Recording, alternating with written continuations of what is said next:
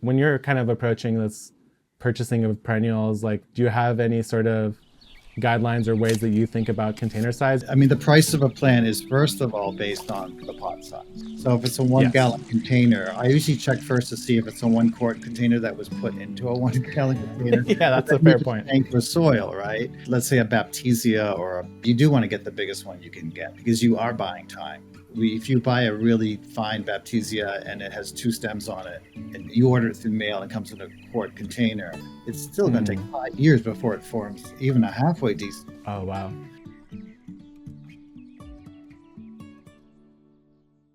Welcome to the Beet Podcast. I'm your host today, Jacques, and today we have on Matt Mattus from the American Horticultural Society, and we're here to talk about a little bit about Matt, because I think you have a very interesting background and been gardening for a long time, and also a new book from the American Horticultural Society that's all about perennial gardening. So I'm very excited about today's discussion. Thank you for coming on, Matt. And I guess first I want to introduce you and say you've been gardening in your family house where your grandparents gardened for over 100 years. And we were talking a little bit about this at the beginning, but here in San Diego, that is a novelty for me. So I'd love to hear about your background in gardening and kind of where you're at right now. Sure. Thanks, Jacques. And great meeting you. I've always followed you online. Yeah. It's good Oh, to see awesome. Yeah, so I live in Worcester, Massachusetts, which is about like 40 miles west of Boston. In the house that, yes, indeed, was my dad. And my dad died at 100 years old 10 years ago. And it was Wow. his father's house. So it's like 124 years old, which, in New England is not that old, really. There's, the house is down the road from 1720 or 1680. But around the turn of the century. Yeah, I think what is weird, and it's always Californians that seem to like this, is that my family's lived in this house, like they built it. So, it's three or Oh, four wow. generations really, and they were all gardeners. So the garden is that old. So there are trees over 100 years old, which is problematic sometimes. But the landscape Yeah, and I could actually see design, that. keeps changing because my uncles in the 1920s, my dad was born the same year the Titanic sunk. So it was like it's an old garden. So yeah, you're in the garden digging up things like old pennies and marbles and old toys Yeah. that you knew were in your family somehow. So yeah, Oh, yeah, that is interesting. and before that it was Native Americans here. So we still dig up arrowheads and bits of pottery. So it's kind of historical, but again, in New England, that's not a big deal. Yeah, I guess the more interesting thing is the fact that you've been there continuously. I don't know many people here in Southern California who have lived, I guess, in one place for a long period of time and multiple generations. That's pretty rare. I And used when to I be dig in my embarrassed. garden, yeah, I do find stuff, but there's no connection to me. Like I find random buried old crib or some random pieces of concrete. But yeah, it's just cool to think about soil that's been like intentionally taken care of and a garden that has some intentionality behind it for such a long period of time. To me, that's like such a interesting thing. And I think I think in the future, like your garden only really gets better over time until, I don't know. What's your opinion on that? Like, do you feel like there's been a progression in the garden, or do you hit like a point where now your baseline good and there's not really that much more improvement? I've just never thought about a garden such a long term. It's kind of both. You're reinventing a lot of parts of the garden, so everything's been a garden. I mean, we're on 2 acres. Oh yeah. We're a Oh, wood okay. spontaneous. So we are just talking about this the other day. We have a chicken coop, which is in the same place where we've had chickens for over 100 years. Or people ask me at another interview I was doing, like, what do you do about compost? And to be honest, we've always had a compost pile. It's the pile of leaves out in the woods that's Ah, maybe 200 square feet and 30 feet high that we keep dumping all the leaves on every year. But it is a great compost pile, yeah. right? But we never thought of it as anything other than it was just it wasn't fancy. That's how my parents garden, that's how my grandparents garden. So yeah, the soil, this used to be a celery farm in the 1700s. So our soil is really Oh. deep and loamy, and it's almost embarrassingly rich to say how great this, 3 feet down, it's still like dark brownie mix.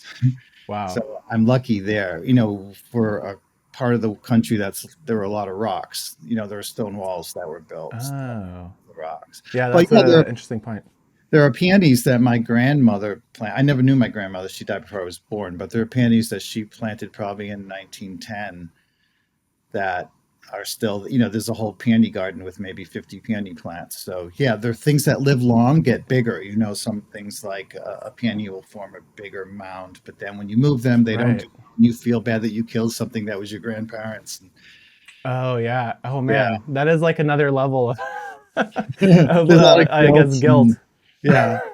But no, there are trilliums that my earliest memories, my dad showed me some purple trilliums that they must have dug up in the woods back in the 30s probably. And he showed me, oh, there's 3 petals and there's 3 sepals. And that was always growing up by a rain barrel out back by the chickens. And, I still look at these purple trilliums and think that was the first plant I learned at like 3 years old. So Wow, those that's memories are really cool here. connection. So, yeah, it's yeah, and I built a greenhouse on the property like when I was in my early 40s, and then that's like building a swimming pool, right? Like you can't sell the house with this big glass greenhouse on it. So I'm committed here now. So there are good things that you can do, but it's kind of a burden, you know. Yeah, no, I could totally see that exactly the way you describe it as being a potential burden in a sense. And it was interesting. I was reading about your greenhouse on your blog, and you were talking about how you built it on the actual soil, and it's like 6 feet deep in foundation, so you could plant everything in there, and you don't have to worry about the soil because it's been amended for such a long period of time. Like you said, you could dig 3 feet down and still find that rich, like organic matter rich soil. So that's There's super asparagus interesting. coming up in the greenhouse still because there used to be an Oh, asparagus bed there. But that's a common New England huh. greenhouse. They were often dug down like a pit house where the foundation goes deep, but then like 6 feet deep. But then the soil is open to the soil. And that used to be part of our vegetable garden. When I grew up, we had a massive vegetable garden. Well, massive, I think Oh like yeah. a half acre probably. Oh wow. Okay. So it ran along the whole side of the yard. So I knew that was the sunniest spot in the winter. That's why we built it there. Oh right. Yeah, that is the important thing, is to make sure that's the sunniest spot in the winter for your greenhouse. Right. If you're trying On to the actually get shortest that day of use the out of it. year. Yeah. So the neighbor's Yeah. trees grow up 20 years later. Yeah. But it Right. That's basically is California in the greenhouse. Like that's where we grow yeah. kumquats and lemons and olive trees Oh, that we okay. can't grow here. That's awesome. We can't even grow agapanthus here outside. So Oh wow. So do you, I'm sorry not to dwell on the greenhouse, but do you put those trees in ground or in containers in your greenhouse? both. There are Oh, okay. camellias. We can't grow camellias in New England, but the Massachusetts Camellia Society is the oldest plant society in America. Whoa. So yeah, you can't grow camellias in Massachusetts unless you grow them under glass. So and there are 3 of us now who are members. So it's Oh, really okay. kind of a lost art. But yeah, camellias grow really well in the ground because we have acidic soil. Um, Oh, okay. I see. That but makes sense. yeah, it's just a matter of room. So the Yeah. plants do better with acid rain when we move them outside in the summer. But so Hmm. mostly things are in pots, but I plant some things in the ground. Yeah. That is interesting. Yeah. And one thing, kind of, you mentioned about like your family and the compost, quote unquote compost out in the woods. I noticed that you basically call yourself, you describe yourself as being like 98% organic in the way that you grow. And I feel like I have a very similar feeling to this as well, because my parents, they come from Bulgaria, and when I told them like, oh, I'm doing organic gardening, they're like, I don't even know what that means. Like, what do you mean? You're gardening. Of course it's organic. Like, what does that mean? Like, you're Right. just growing vegetables They outside. knew, like Like, they yeah, do.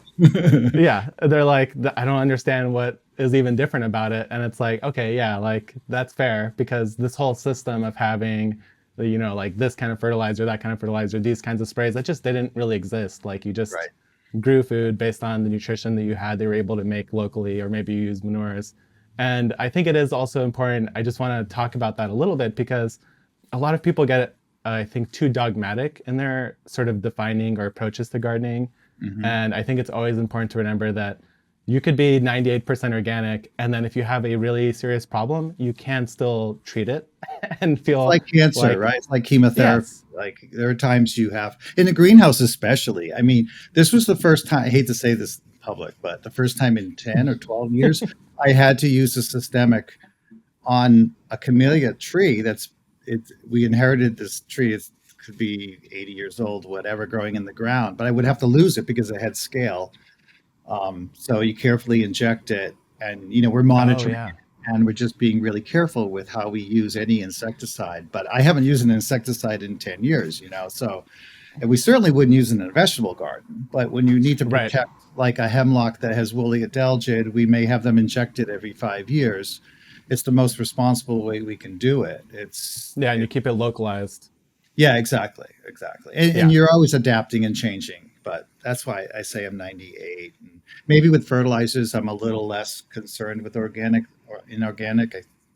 Chemically, there are different temperatures in the greenhouse when a plant can absorb nitrogen, and I see. Yeah, sometimes you if take it to a very climate, you could get more away with. granular approach.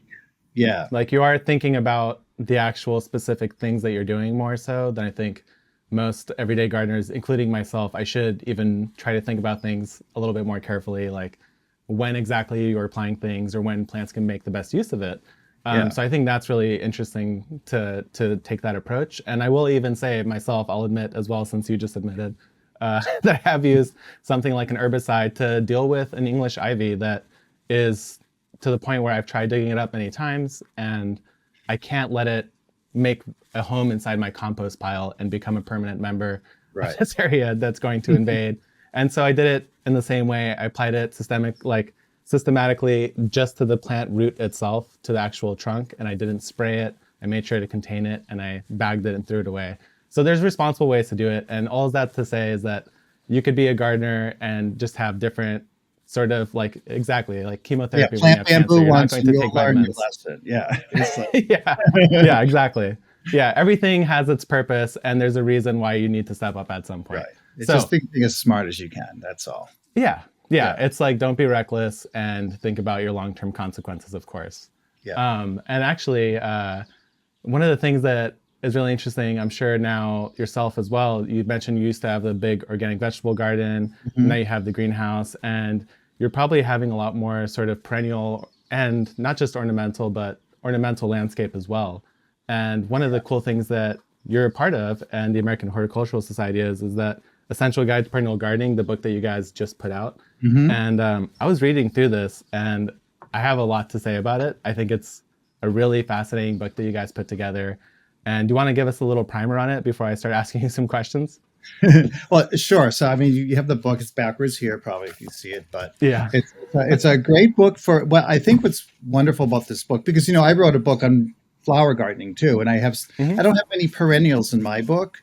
I just touched on a few, whereas this one has 150 perennials, and the information in it is good for beginners, which I get a lot of these questions like, what? How do I grow a lupin? Or something Right. died, I didn't have luck, or even, some biennials like foxgloves that are, maybe considered tender perennials.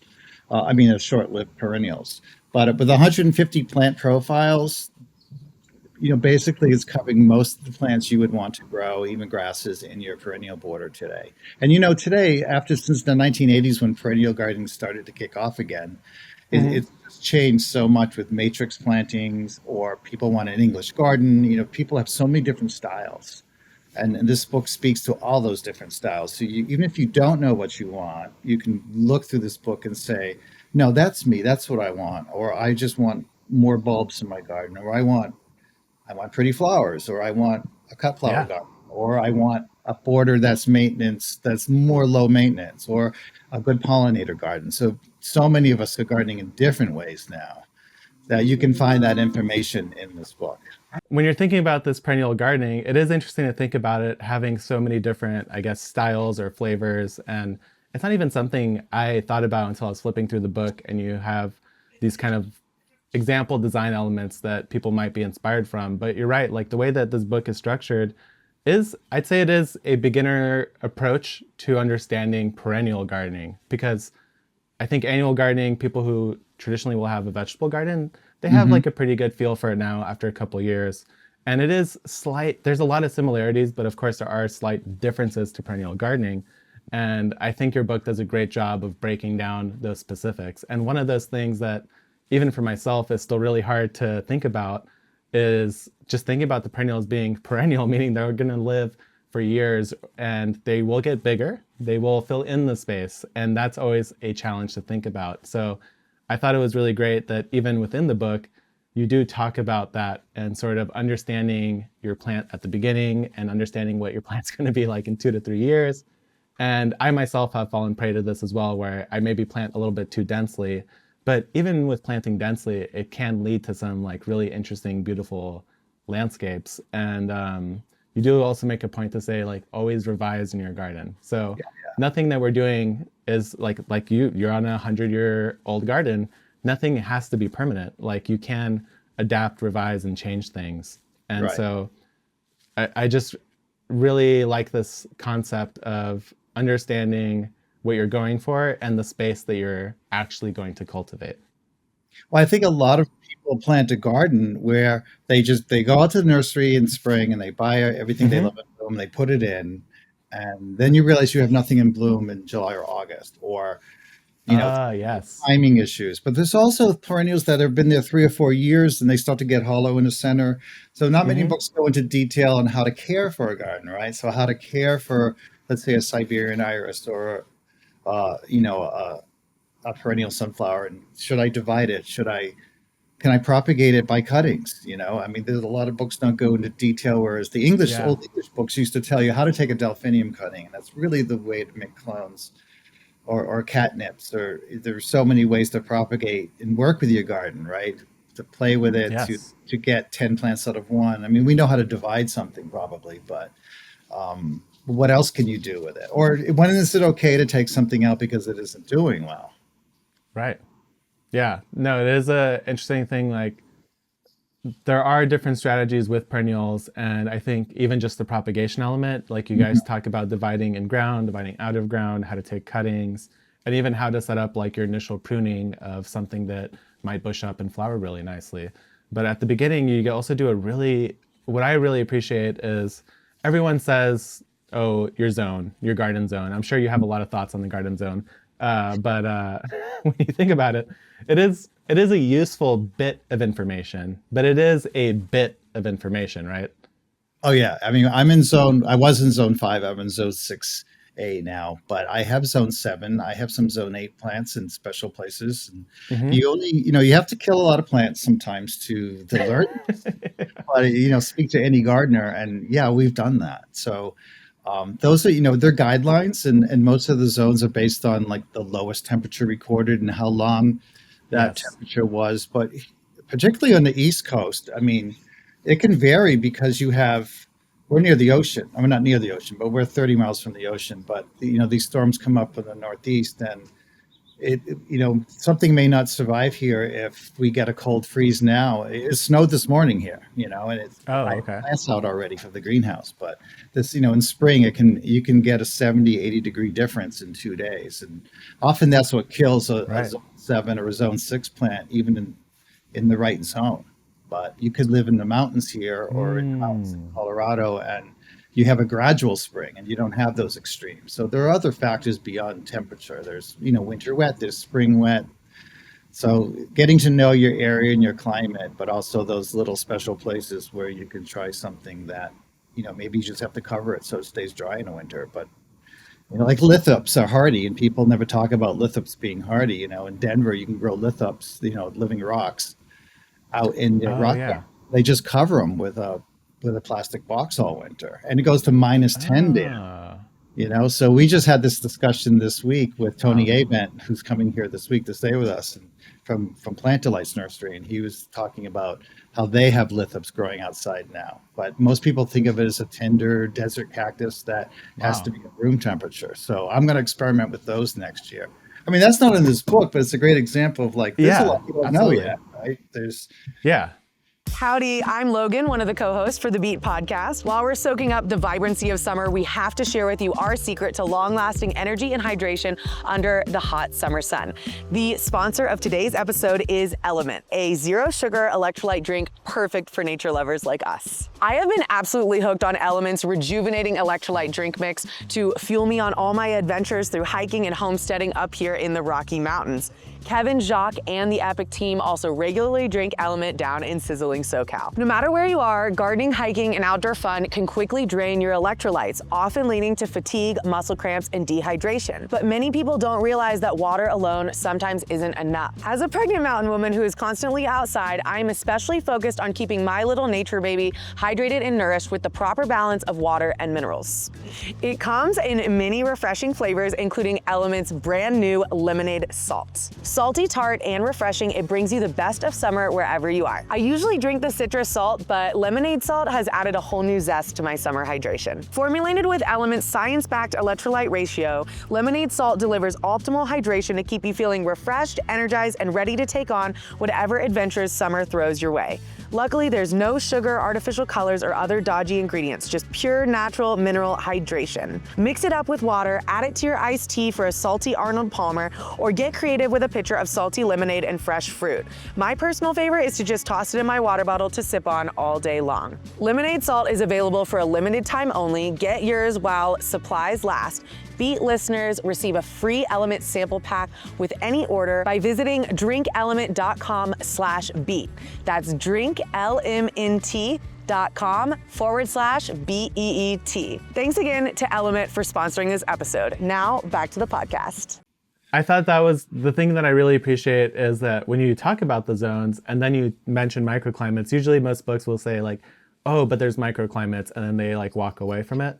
But you guys also break down really like within the microclimates, like you were mentioning, like the cold wet and like the hot wet, like there's different problems, like humidity is a different issue, or how many days are over 90 degrees is like the metric you guys mentioned for heat tolerance, because that's a whole different beast that the zone tells you absolutely nothing about. And even myself here, I'm in San Diego. It's listed zone 10B. People immediately assume that I'm in a very hot, really warm desert. And actually, depending on where you are in San Diego, that could be true. But if I'm within 3 miles of the coast, like where I'm at, it's not, it actually rarely even crosses 90 degrees. Like maybe I'll get 5 90-degree plus days, or maybe 10 or something like that. And it's really just a moderate climate zone. So when I put 10B into like a plant website, it's like, oh, you can't grow anything. Or, oh, you could grow all of this. And some of it's true, some of it's not true. A planting calendar will tell me that I can't grow lettuce in March outside because of some arbitrary reason. And it's just not true. I could grow even tomatoes outside year round. As long as it goes they the get other way started. too, right? Yeah. I mean, I think I could go to a big box store and during, let's say during the holiday season, and they have, something like an, they have tender shrubs that people are buying to put in their containers outside because it says zone 6, but there's no way it's going to live here. There's no way you're going to get an osmanthus to live here in New England, but because it looks like holly, you'll find it at the big box stores, and people are thinking it's a shrub. And even though it could handle that temperature of, -5 or 5 degrees, it's not going to handle the winter wet. It's not going to handle even for one night if it goes to -10 degrees. Yeah, because there's some plants that like maybe they are cold tolerant in a dry, cold environment that maybe just gets snow or something. But what if it's cold and it's wet and now the roots are soggy and they really can't handle cold water on their roots? That plant's just not going to have a good time. Yeah. And so I think that's another interesting thing that is going to help people succeed a lot more, is thinking about these different factors. Like, oh yeah, I am in zone 7, let's say, but I have a lot of 90 plus days. So I should really think about which plants are going to go out in my garden there. Because one of the things you also mentioned in this book is that you can, to some level, control cold, right? You could heat things, you could cover them, you could protect them. But if it's hot, you could shade, but at some point the plants need the light to actually grow. And at some point the air is just going to be hot. If it's nighttime and it's like 90 degrees outside, it's 90 degrees outside. Like there's just nothing you can do about it at that point. So those are important things to remember for success. And it's just one of those things that a lot of people don't talk about, and you have to kill a lot of plants to figure it out. And either way, as you mentioned, a successful gardener will kill plants as they learn what works in their area and they're pushing what they're growing. It's just part of the game. Yeah, absolutely. You just have to accept that. Yeah. And one thing I wanted to talk about too is that when we're all thinking about our goals for why we're gardening or why we want to add, like, let's say, perennials to the garden, one of them that often comes up is to attract pollinators. And it's something that's become sort of a trap even in like the world of gardening content, is that people really like listicles, right? So here are like 10 things that attract hummingbirds, or these 5 plants attract bees. But in reality, the truth is, as you guys mentioned in the book, is that the true way to attract life to your garden is diversity. So Totally. how do you approach and think about diversity when you're thinking about these things? And if you blow up diversity even bigger, is you consider plant diversity and not just insect diversity. I was talking to the director at the Arnold Arboretum. They collect trees from all over the world, and they're being confident again about saying that publicly, because it's important to bring more maple species here that are endangered in China, because they're not protecting this germplasm or the DNA of these trees. So we've become so focused on natives, which are important, obviously, but other within the genus, something, let's say trilliums or even asters from other parts of the world, it's important for our botanic gardens to have all of those species and have some in our gardens too. I mean, the pollinators are still coming to these plants. They, at one time, however plate tectonics work, that's why there are trilliums in Japan and here, or why there are maples in Korea and here in New England or even the Northwest. So diversity is important, as is local and native plants, but it's sort of all of that. And it's I noticed, first of all, honeybees aren't native here. Earthworms aren't native here.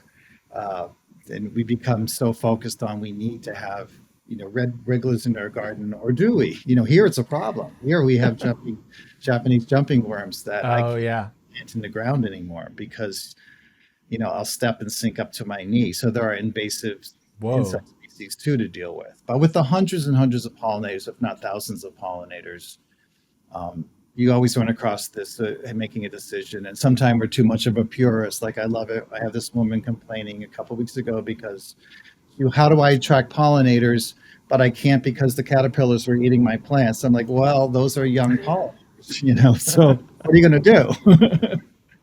Yeah. I mean, and that even speaks towards this idea of diversity too, because maybe there are plants that the caterpillars have absolutely zero interest in, that you can add into your mix and just accept that, okay, these plants are supporting the caterpillars, which are pollinators. That's great. Now I know that I could keep these plants for them, and maybe I'll add something that has like blue flowers or something that will attract more bees and kind of work on that color spectrum. And actually, just saying that reminded me, there's a little bit of a discussion in the book about natives, and this is something that I've thought about a bunch because we have 2 dedicated native gardens, and I like to mention them a lot because I think native gardens are great because native plants can grow anywhere in the native area you're in. So for example, I have shady sections of my yard that I'm not growing any vegetables in. They're a perfect candidate for a native garden with natives that can tolerate the shade. And there's no reason why there's no reason not to do something like that. But in the book, there's a little discussion of like echinaceas and how echinaceas have now been bred. There's so many different colors and bloom styles.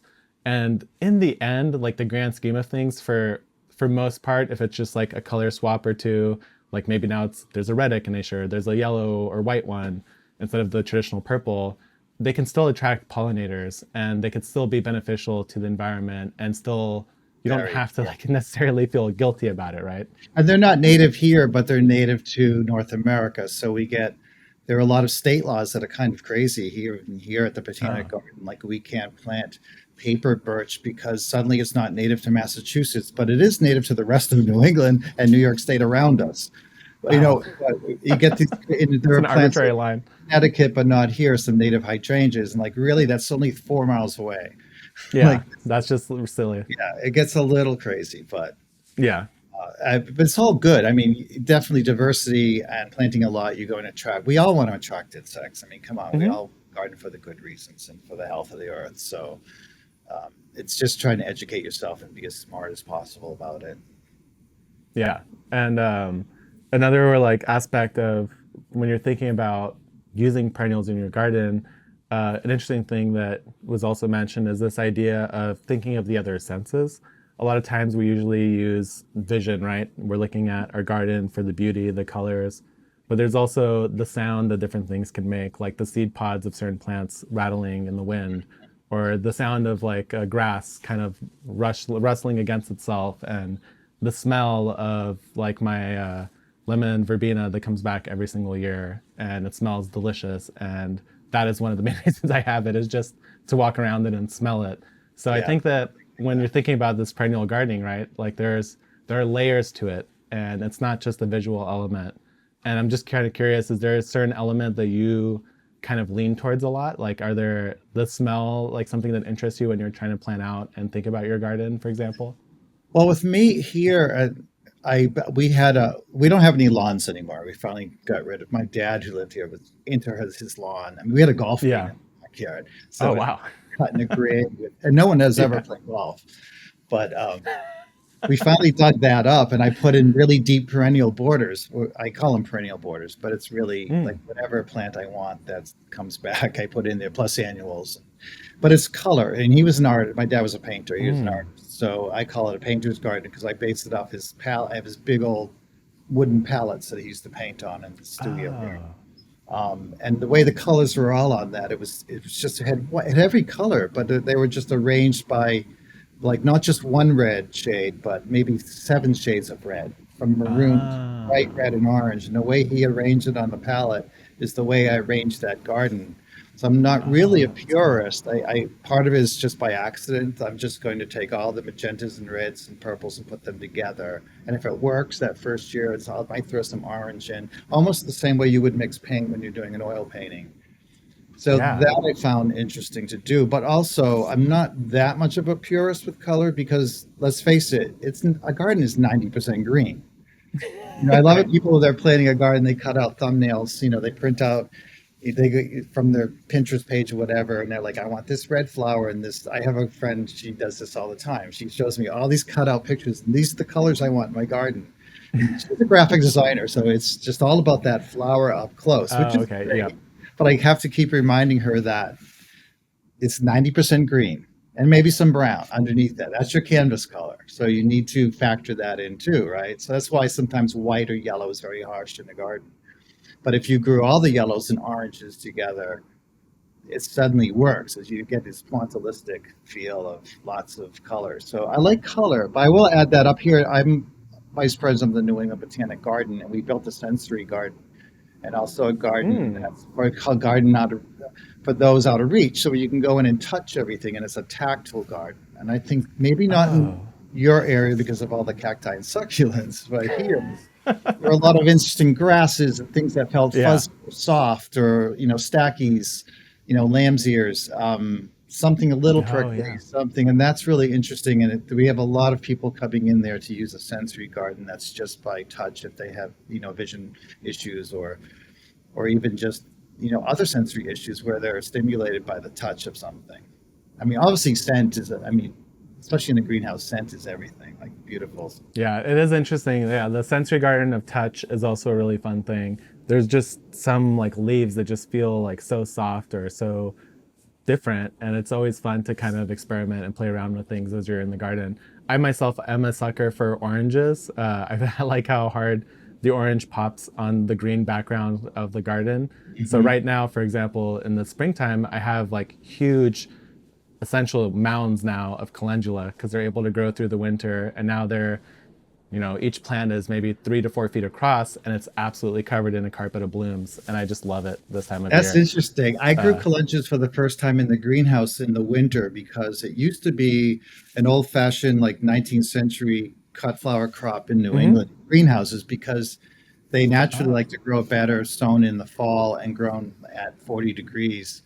And I never did it before. And they are such bushy, nice plants. Here in the summer, they just get too tall and lanky and yeah. over. But they're going to bloom now, like in a couple of weeks. And that's interesting because we used to like order them from Andy's Annuals, something from California sent here to New England that was grown Oh, here, like the Mediterranean winter.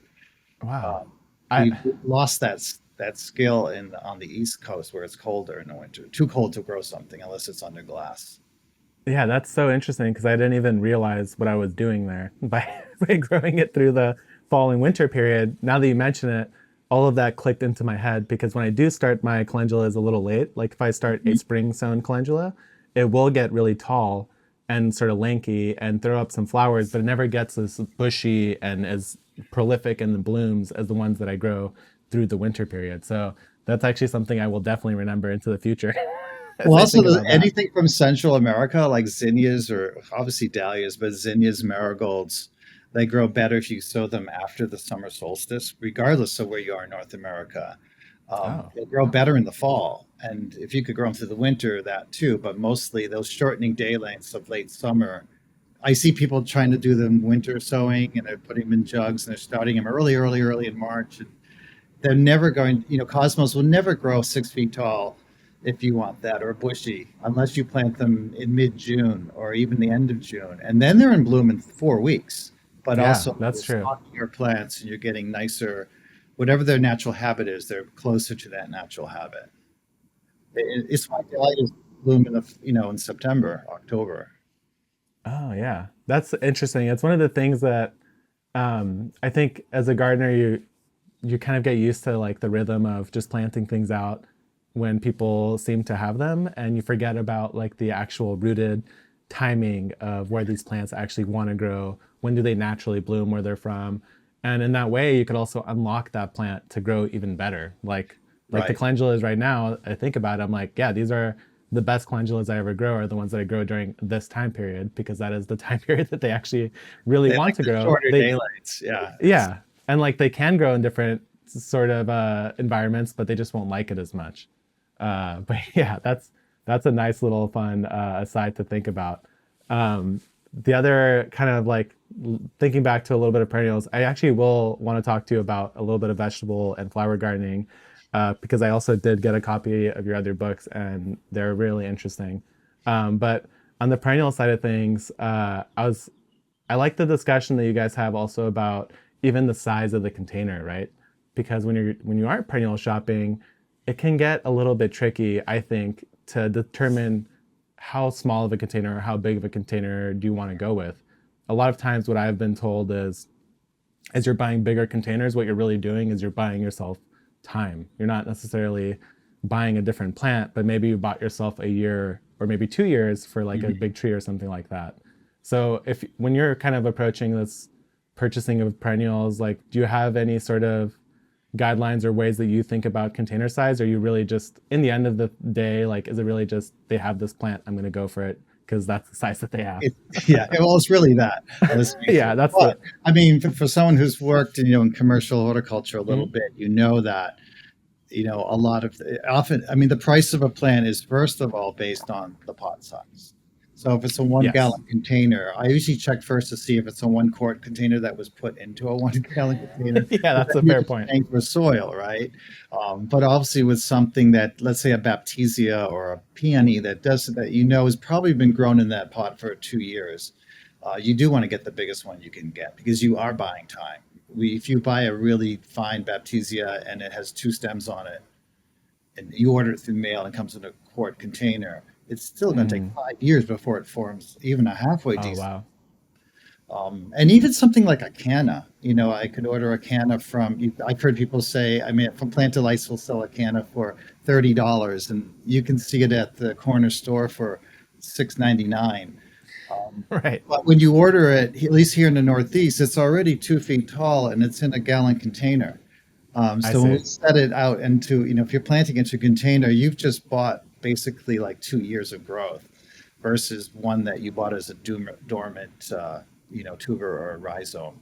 So it depends. You have to know your plants a little bit, but there are plenty of things I buy as quart containers or even in 6-packs. Up in New Hampshire, there's a nursery I go to where they sell perennials. They start from seed, which is just fantastic. Oh, wow. You get a That's 6-pack really cool. for like $5 and, foxgloves or delphiniums or campanula. And that's such a bargain because I think we're all impatient, but just 1 year later, I'll have 6 of these plants. Or I know I started them in the greenhouse, but most people, you're going to a garden center and you're buying something in bloom. It's it's hard to evaluate like how old that plant is. But I guess you have to use your gut and be familiar with that species. That is a something that I will think about now in the future, is not necessarily the size of the pot, but the species of the plant and the size of the pot. Because there's also like the fact of like, I'm trying to think of a fast growing tree, like a guava tree here in San Diego. If I get it in a small 1 gallon container, it will grow and produce fruit in the first year. If I get it in a 5 gallon container, it will also do that. So I'm like, why am I spending the extra money just to get something that's like a foot taller when I have this whole growing season? So I think that's the other factor, is how long your growing season is, and also how sensitive of a time window do you have. Right. But that's a great tip. Sometimes you can't resist it. But like a delphinium or a peony, something that has, let's say, feeder roots or anchor roots, that you want to, like a delphinium, you probably want to get a small one because it forms woody anchor roots that go straight down. If you get one in a gallon pot, it's never going to establish itself. But a peony, I would probably get the bigger one because that's just going to take so many years to get. So, I mean, again, you probably have to grow these things for a few years too. But we try to put as much of that information in there. Yes. Yeah. Yeah. And I think it's an important thing to remember is that whenever you are getting containers, like purchasing plants like that, they weren't just something that were grown in a year. Like they often could have been grown 3 years ago, been potted up many times, and then brought to the market. Yeah. And I think a lot of gardeners, when they do go to embark on starting from seed, which I highly encourage, you do have to remember the timeline of some things are just going to take a long time. Well, you forget their products too. Like I think there's one of the sins of the commercial horticulture world. And I hate to put down commercial horticulture because it's so much better than it was. But you could, let's say around here in New England, I'm thinking a lot of the country, let's say in the fall, you see these beautiful, asters, purple asters put out with your bales of hay and your pumpkins. And you're buying these, and you're thinking it's a perennial because it says perennial, but these things are sprayed with plant growth regulators to keep them short, not knowing that next year that plant's going to be 4 feet high if it survives, but it probably won't root into the ground in time.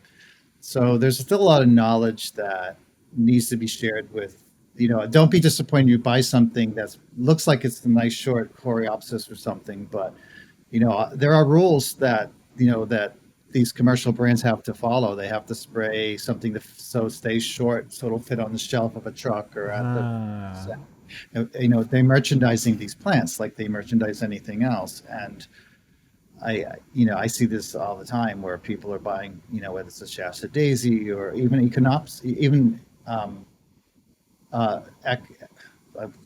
I think even rhododendrons are sprayed with plant growth regulators, to keep them short and stocky. And then when you get them home, they're growing a lot bigger than you thought. So always read the label and make sure that the height, you'd be surprised sometimes that it might say it's 4 or 5 feet, 6 feet high. And you're buying this plant that's in bloom and it's 1.5 feet high. Yeah, that's super fascinating. It's something I literally never thought about. Is usually you see the seedlings or whatever plants at nurseries, and you think like, how do they get them so big in such a small container? So lush and beautiful, Yeah, and I'm like, I never thought about like, well, maybe part of that is that they are regulating the growth also to keep them smaller.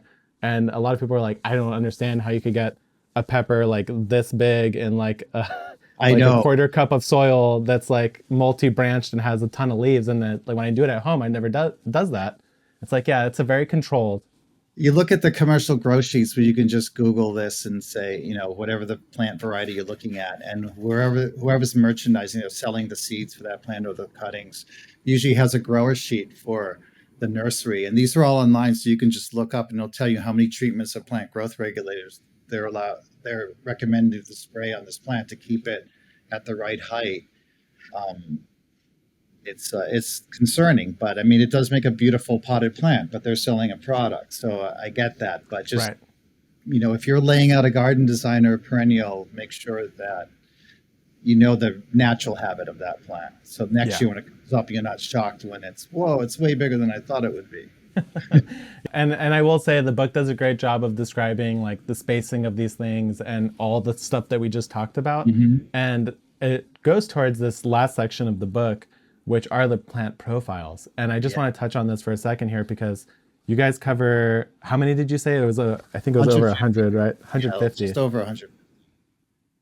And all kinds like the great woodland thing, plants. So, we think yeah, perennials, people are thinking English border or a cottage garden, but we're talking about woodland perennials like bloodroot or sanguinaria or some native anemones, things that you could plant under deciduous trees. So they're all yeah. perennials. It's a broad term. Yeah, even like flipping through this, I have a lot of these in the garden that I sometimes forget are perennials. I don't know why. But even like the first one is a yarrow, which is something that is a beautiful plant that I've had growing in my garden for many years now. It grows on its own. Yeah, I never have to do anything. Like it just does its own thing every single year without fail.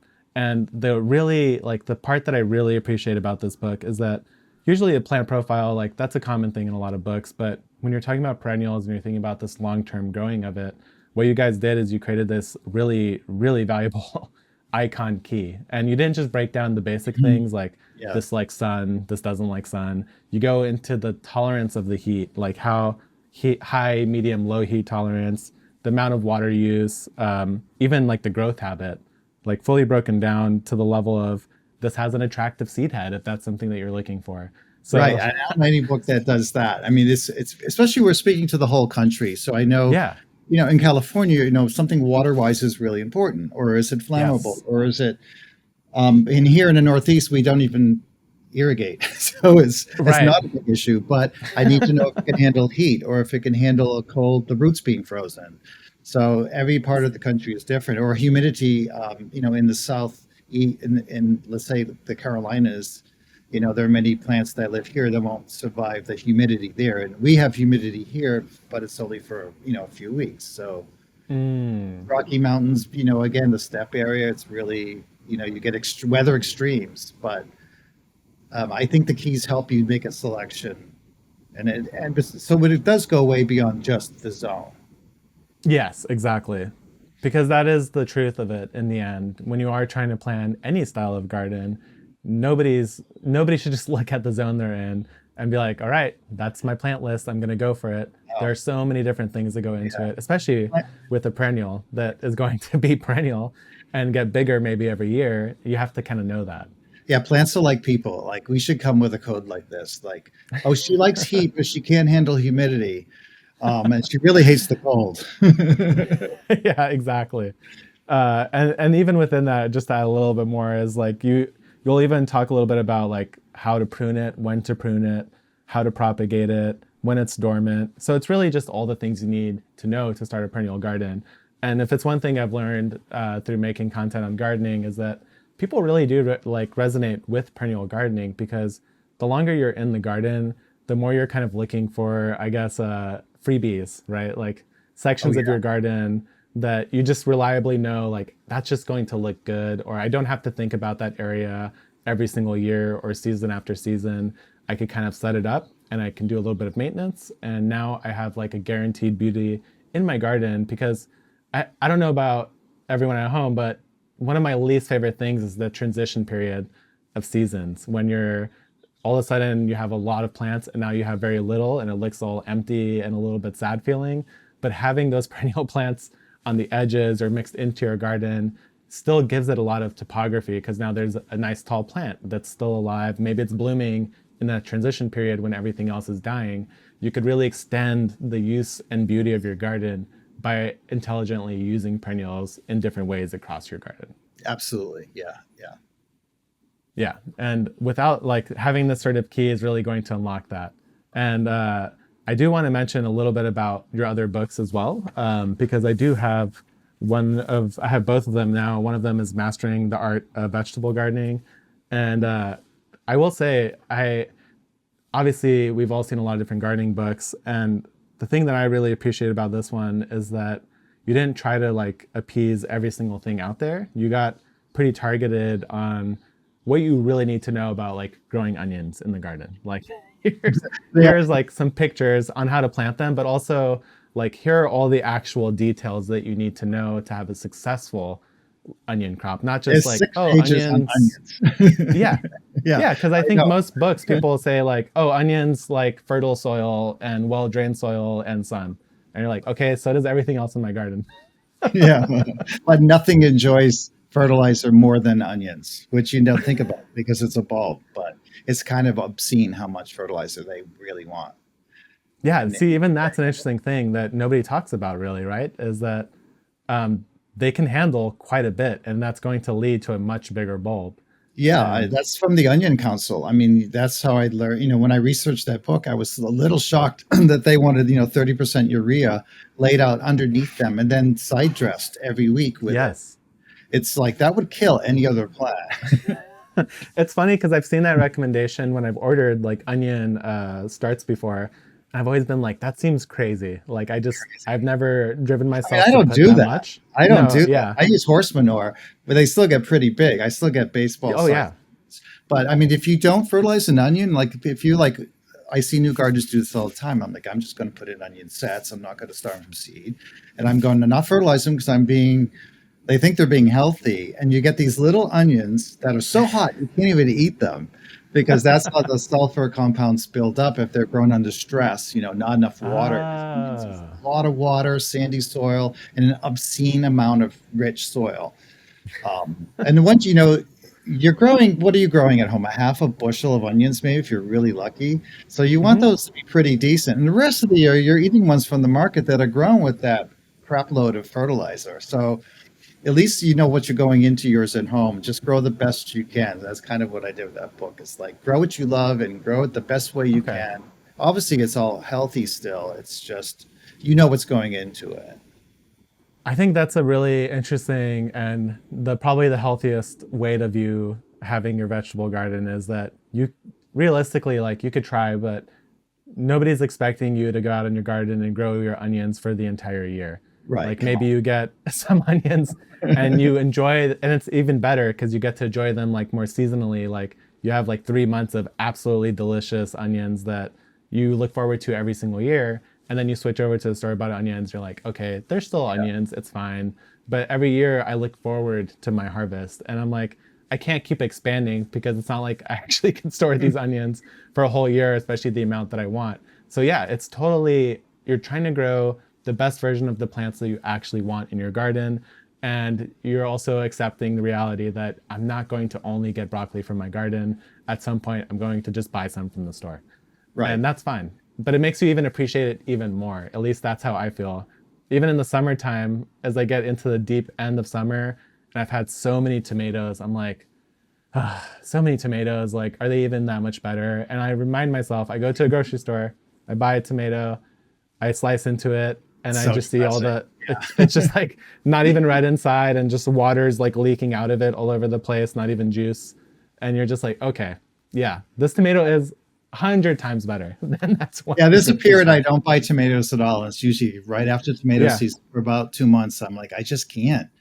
No. It's like a moment of desperation. like in the end of the year, it's like, some cherry tomatoes on a salad would be great. And that's when you buy them. But yeah, I just appreciate the fact. You find yourself buying the really expensive ones, and they taste like they're still like $6.99 a little container because they taste the closest to. Yeah, and then or at least they taste a little sweet. It's really terrible. Yeah. I noticed that like even for lettuce, you have chapter 5 lettuce, and it starts at page 119 and it goes to a page 143 for the next chapter. Yeah, my publisher hated me, and they cut 60,000 words out of that. So, like, truly, I think this book, if you're looking to grow, like, all the standard stuff that everyone really wants in their garden, like the lettuce, the carrots, the beans, the tomatoes, like, this book does a great job of actually helping you understand those crops and how to get the most out of them. So, I highly encourage that. And that one was the Mastering the Art of Vegetable Gardening, and that's by you, Matt Mattus. Yeah, the original book that we talked about was the American Horticultural Society book, which was a perennial gardening. The other book, You're a Busy Guy, that you wrote was the Mastering the Art of Flower Gardening. And this one was also really interesting to me because I think this helped me a bit because I myself have gotten into this point in the garden where I keep reaching for the same flowers out of comfort. So I'm like, oh, Cosmo, Zinnia, Marigold, Calendula. And then I look at all the actual options a seed company offers and I feel overwhelmed. I'm like, I don't know a lot of these by name. I haven't familiarize myself with them in the garden as much. And I think I underestimate how many different types of flowers there are. Like when you think about the main vegetables in the garden, like maybe there's like 20 or 30 that people are really growing, but the world of flowers is hundreds deep, and they're actually different things. Yeah, and you look at any old gardening book, like I've been obsessed with Salpa glosses lately, or it's annuals that you always saw in the seed catalog, but you just never ordered, or you never see them on sale as a seedling in a 6-pack anywhere. Yeah. So those are the ones I was attracted to. And then when I have a couple of friends up in Vermont who are growing these to sell, and all of a sudden all the landscape or all the gardeners at the estates in the Northeast are all driving up to her to get these plants.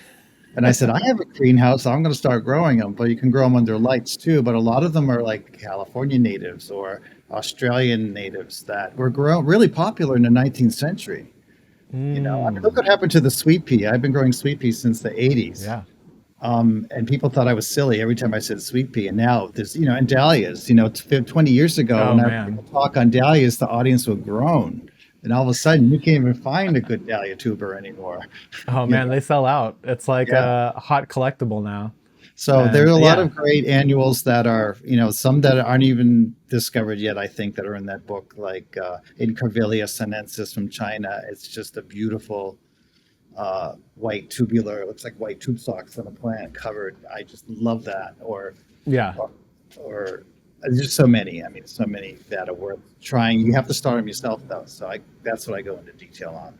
Yeah, I was going to say the thing that I don't even know how many flowers you covered in here. It's pretty impressive. But the thing that I appreciate about this, too, is that, as you mentioned, things like the calendula earlier, there are certain flowers that bloom in different times of the year. So the way that you broke this book down even is spring blooms, summer blooms, autumn blooms, even winter blooms. And so having even that mindset to think about how your garden's going to landscape out through that time period, how things are going to transition, what's going to be in bloom or color. Like maybe you need to save the space over there because you're going to plant something in the fall. And it's just great to have that understanding. And the cool thing that you do in this book too is like that overwhelming amount of flowers. Like some of these I read and I don't even know, I can't even picture what it is. But the cool thing is that you do these little snapshots on a lot of different types, and then you do a more zoomed in section on specific things. So things that maybe are a little bit more like people are looking for more information on, but even just having the snapshot of all these different flowers helps me actually see them, understand them, and be like, okay, maybe I could fit one of these new, to me, exotic flowers into my garden space that before I was totally intimidated by. So I think this is a great sort of primer for somebody trying to learn about the wide world of flowers and actually what they look like. I like Wide World of Flowers because I base them on baseball cards, those little score in a page, and it just here's the stats, here's the temperature they germinate at, here's the soil temperature. It's kind of all the basics you need to know in the column. But then, there might be something like 4 or 5 pages on peonies or lupins or something you might want to know a lot more about. And with the information researched from like where do they come from the wild and what are they experienced there, which helps you understand where to put them in your garden more. Because there's so much misinformation out there. You know that. I mean, you could Google what temperature should be germinating at, and you'll get everyone saying, oh no, it has to be sown cold, it has to be sown hot. So it's especially these days and ages, like today, more than ever. I do highly encourage using books. I think a lot of people forget about them. But if you're going to rely like on the AI summary at the top of Google, I've read a lot of those and they're oftentimes totally wrong. So you don't want to just base your garden. And also the thing that's really happening there is that you're kind of judging yourself on the success of the advice that you took. And now you're thinking, oh, I suck at this because I never got it to germinate. But maybe you just had the bad information at the beginning. So exactly. You don't want to get discouraged, and having a reliable source of reality checked information is actually really valuable. And especially if you're somebody who's trying to learn. So I think between these 3 books that we covered, The Essential Guide to Perennial Gardening, Mastering the Art of Flower Gardening, and Mastering the Art of Vegetable Gardening, you could do a lot of damage here. Like you could actually understand your garden. You could do a really fantastic job across annuals and perennials. And even myself, I learned something talking to you today, just even about my calendulas and the zinnias and the timing of my blooms. So I'm actually really looking forward to diving deeper into these books, and especially the flower one. Thank you for coming on today, Matt. And No, thanks, Jacques.